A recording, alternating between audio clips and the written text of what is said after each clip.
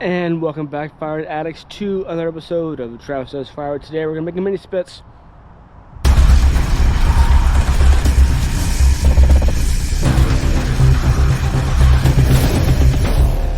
Alright, what are we doing today? So, last episode I was making mini splits out of the cottonwood blocks. And that wasn't, I don't think, very well received. I think people... I guess the consensus was people didn't like me trying to sell cottonwood, and I get there's pros and cons to both, but if it's not like if people are aware or none the wiser. I mean, if people ask, I'll tell them, but maybe not on a commercial scale, maybe just still like my private sales type thing. So I was not concerned, but I still think the idea was good. Fast forward until yesterday, I got a message, a ping, wanting a few mini bundles, and I'm like, rock and roll. I mean, that's kind of like, it's a coincidence, right? Where I did an episode on mini splits, and then I get a hit or a ping for mini bundles. So rock and roll. So as I was filming the episode, I ordered a new tool, and it's open because I was so excited to see it. Let's check this out. Check this out. This is gonna be fun. This is gonna be fun, I think.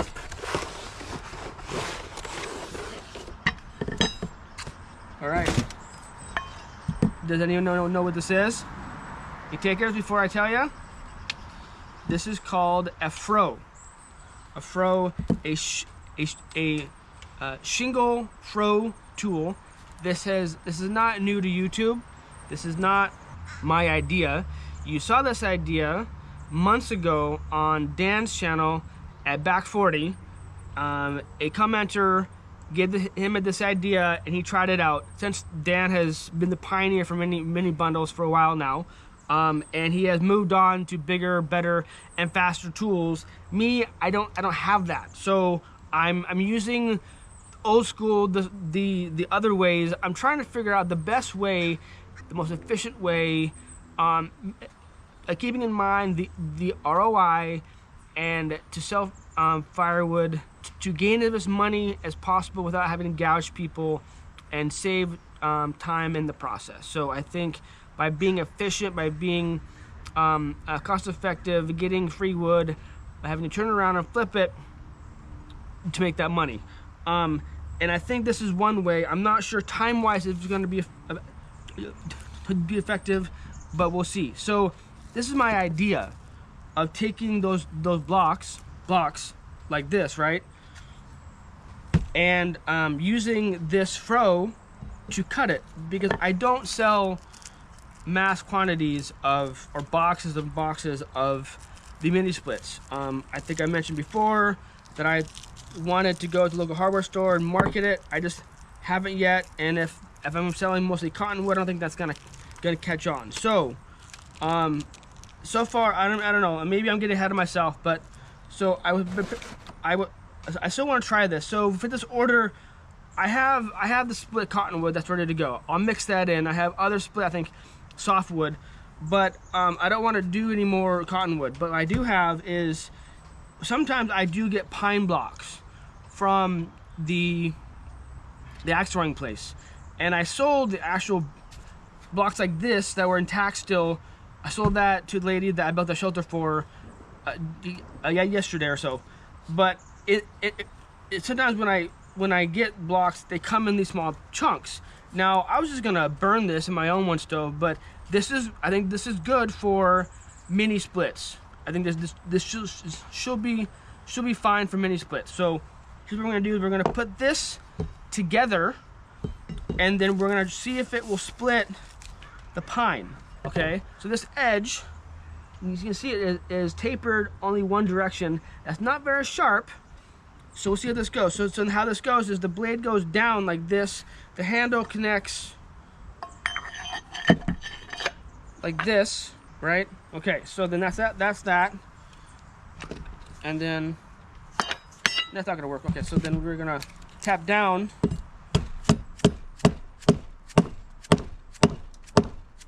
that. So this is the cheapest one on Amazon I could find, because I wasn't going to spend a lot of money on something that may not work. All right, so I think in the reviews for this one, for this frow, that the blade was not sharp enough and would bend, as well as sometimes they would not come with the screws, and the handle was too hard of wood. So we're gonna pre-drill. I hardly ever pre-drill when I'm working with wood, but with this project I'm going to, because I think this handle is probably hickory. So I'm gonna pre-drill.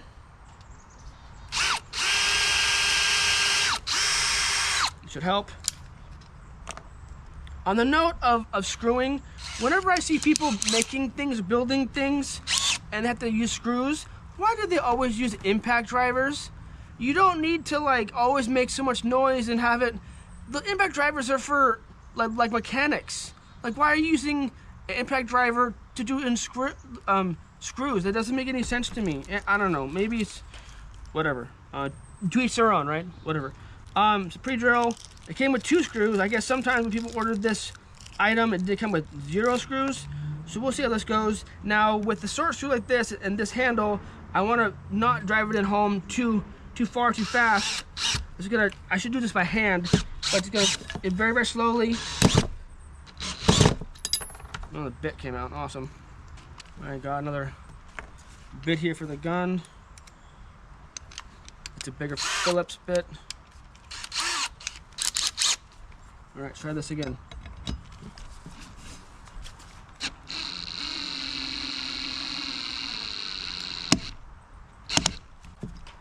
All right, so that is on there.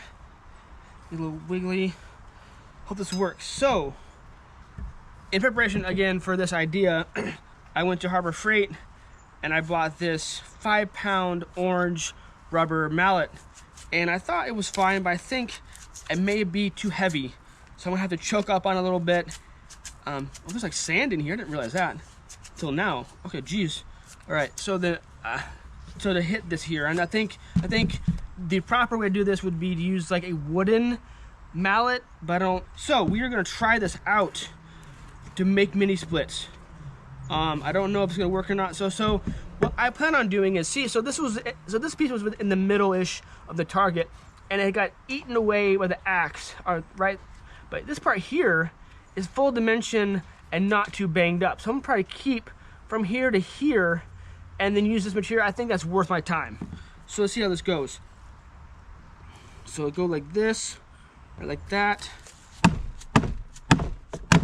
Yeah, that's not bad. No, this is a lot better than what I used last time, the kindling cracker. Oh, so smooth. That's nice. So nice. Come on. Awesome. Okay, we are in business, folks. We are making mini splits here. This is not too bad.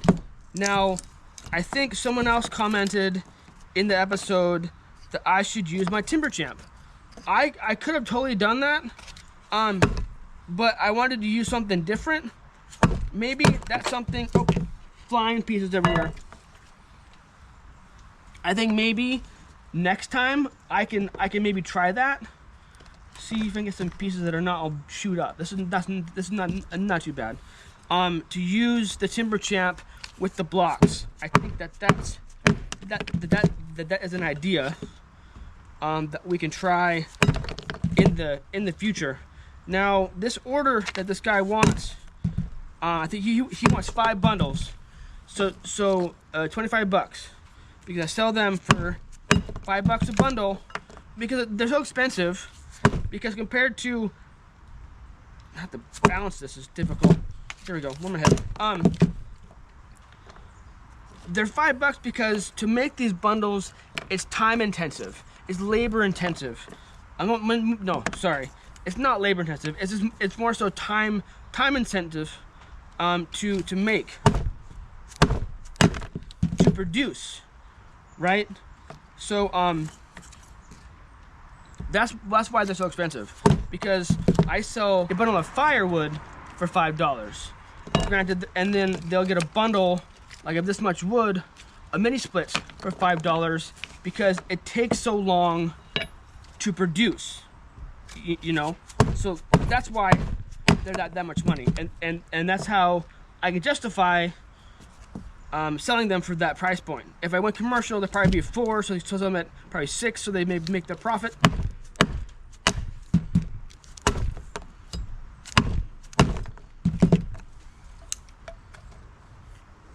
But anyway, that's the price point. So, $25 for the order, which pays for basically this tool right here. Not too bad. Now I brought over these small chunks as a sample, but you see this piece here has not really been disturbed, the split, and I compare it to this piece that has been chipped away and it's shorter. These are going to be 4 inches, and this is going to probably be like a 3.5. And I want to make sure that the pieces are as uniform as possible. So let me go digging around to see if we can find some blocks that are not as chewed up. All right, so I found some more chunks that aren't as beat up. So yeah, continue with this. So this isn't too bad. My only concern about using the Timber Champ to make these splits is the accuracy, to make sure that you're splitting where you want to split. Exactly, kind of like making kindling, but this is such a small area. I don't know, maybe it'd work. It'd work. That, and this is you have to maybe hold it in place with Timber Champ, and then that ram just it's super speedy, so you need to be careful of that too. See if we can make this, see a little notch, or see if this frow can just knock that little edge off. Oh, that's not too bad. Did a little bit. All right, so this is pine. So I'll mix this with the other stuff, and then we should be golden. We should be golden for this order.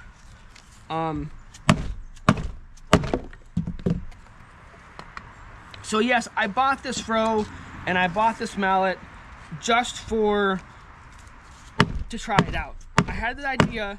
So again, someone on the episode that I was able to share with you where I get my axe throwing blocks.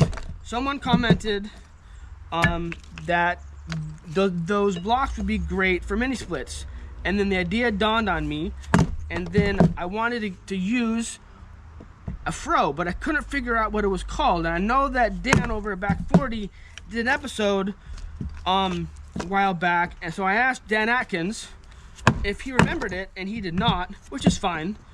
And so I went back on Back 40's channel to see if I could find it, and sure enough I did, and I did find out the name frow, F-R-O-E. And by that time, Dan over at Back 40 had responded to an email from me asking what the name of that tool was, and he said, "Oh, good buddy, it's a frow." So I ordered one, and here it is today. I think this is a great tool. I mean, definitely not for mass production. Definitely old school. So again, this tool, the frow, is to make shingles, like cedar shingles. And I think there's a lot of people watching this episode that this tool kind of brings back memories for you. So there's that. I think this is pretty cool. Mallet isn't too bad.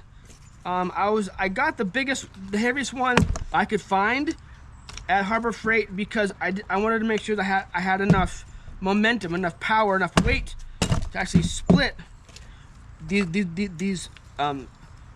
mini splits, you know.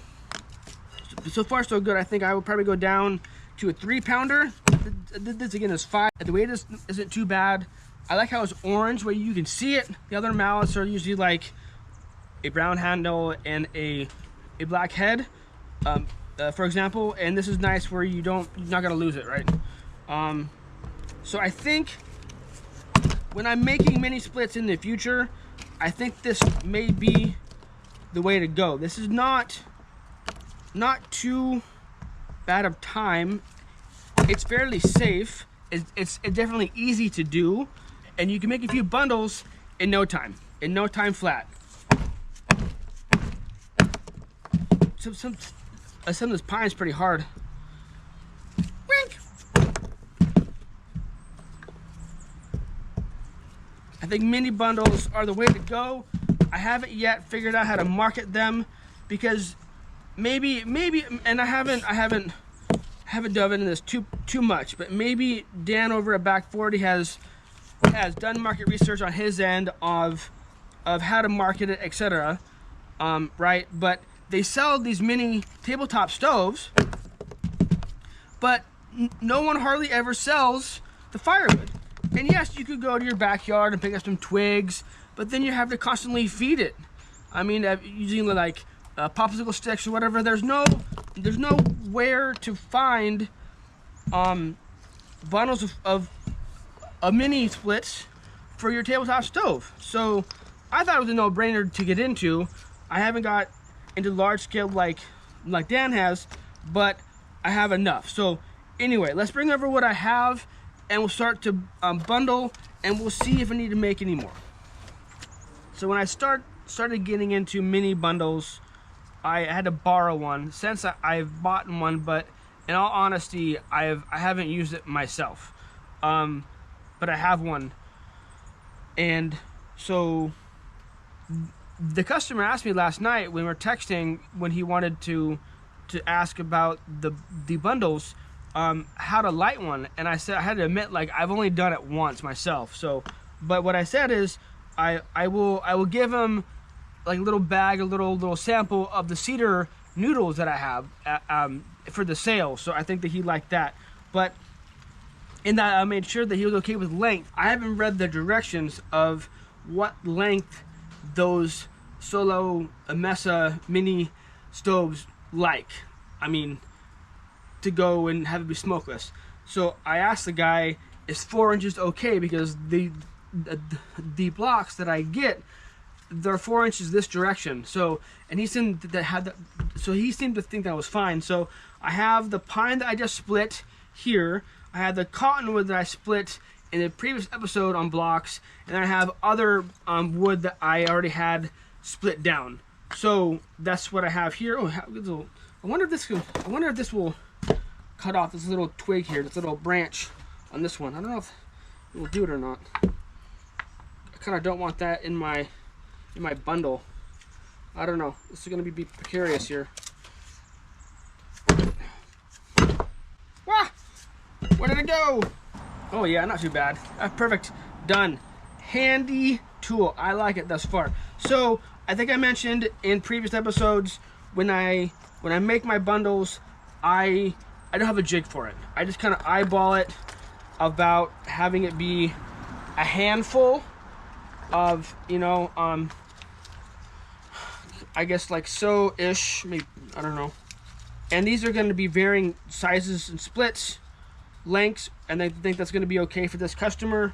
So add a few more, and that's going to be good. I think I don't have a jig because the width of this is, I think, longer, these lengths. So the jig would have to be shorter than the actual wood, but then how would I wrap the wrap around it within the jig? So it's still doing this by hand, and I've done several of these, but it's still not an exact science, and it's still kind of a pain to do, but it's not too bad of a process. It's not like I sell mini bundles a lot. So then like this, and make sure it's all down to uniform and good to go. So there's one bundle.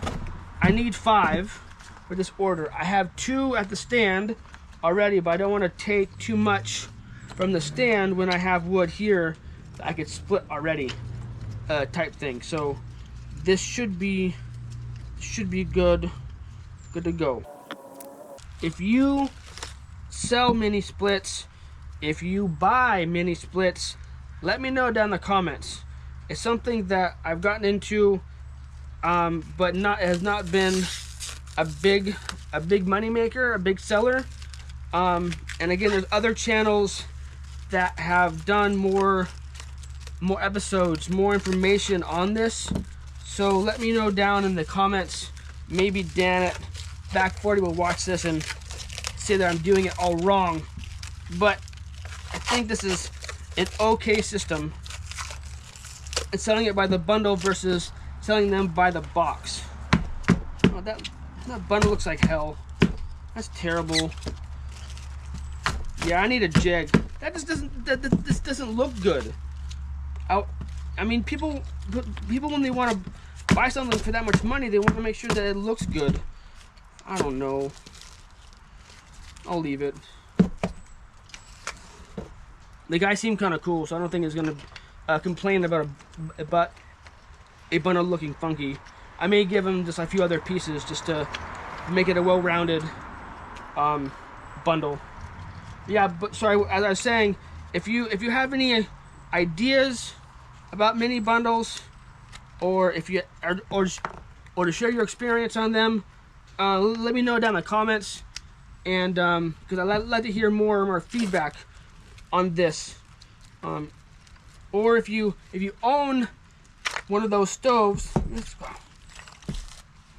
you own one of those stoves, let me know how you get your wood. Do you make your mini splits?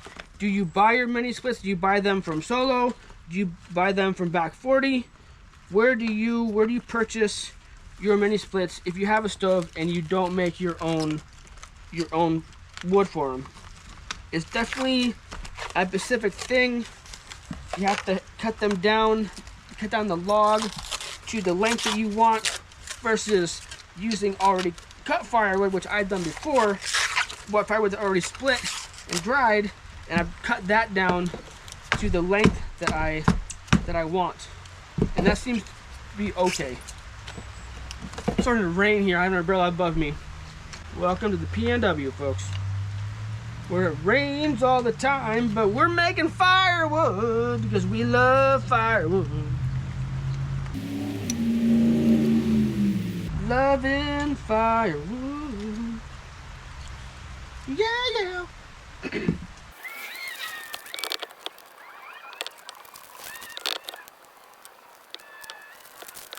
All right, so I'll put this all in a box for this person. So I got 1 bundle, 2 bundle, 3, 4, 5, and this is bundle's wonky. I'll keep this for now, and then I have some extra splits that won't make a full bundle, so I'll just throw them in there as a freebie for the guy.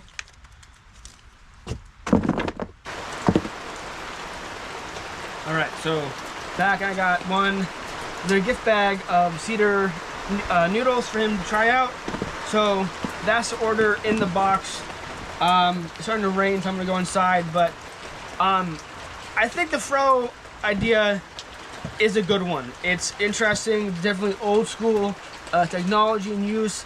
Again, I'm not going mass scale, but I think that you can control your cut, where you want the pieces to be split, more precision based with something like this versus maybe a splitter. And definitely the kindling cracker that's an option. It's just, I don't think that was very good.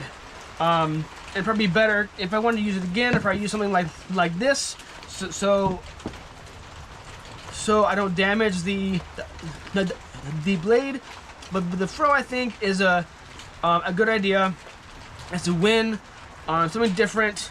But I don't know, you let me know down in the comments, is this something worth visiting again?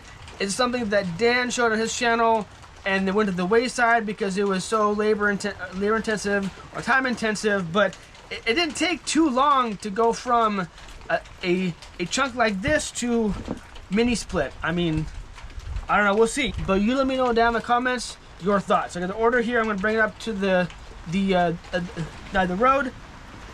But thank you for tuning in. I appreciate it. Until next time, life's too short to be a prick, so be kind to one another, rock and roll, stay safe, and keep cutting. Cheers.